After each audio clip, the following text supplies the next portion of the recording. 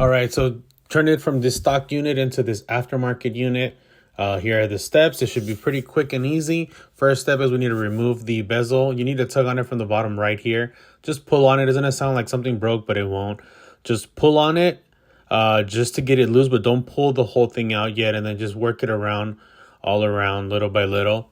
And then you're gonna just go a little, once you get it all loose, be careful because you have to remove the HVAC connector in the bottom portion of it. So that's why I say don't yank the whole thing back.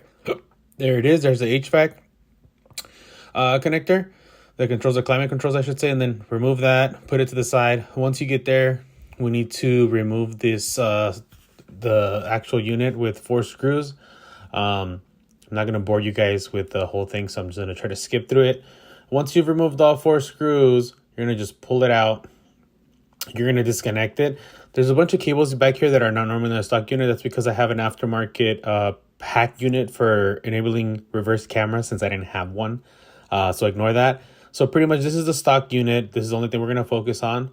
I am going to just unplug it real quick. I don't want to confuse you guys with the other cables there. So I'm going to try to just focus on what you would see if you removed your car.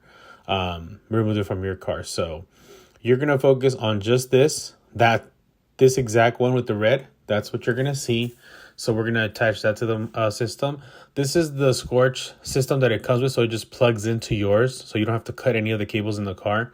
Obviously, I don't know what none of this is, but we're going to follow the instructions. And this is the connector that goes to the Pioneer system. And just to not bore you guys, I'm going to actually put a printout of the instructions if you want to do it. And then here it is installed.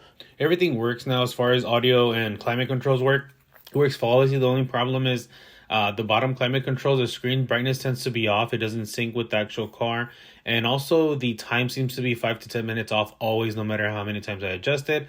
Something that the instructions fail to tell you is that when you put this on, you lose some of the control functionalities like turning on your daytime running lights or sports mode, having it off and on, or traction control. But that's about it. But other than that, it works. And if, this was helpful in any way, please hit the like button. Peace.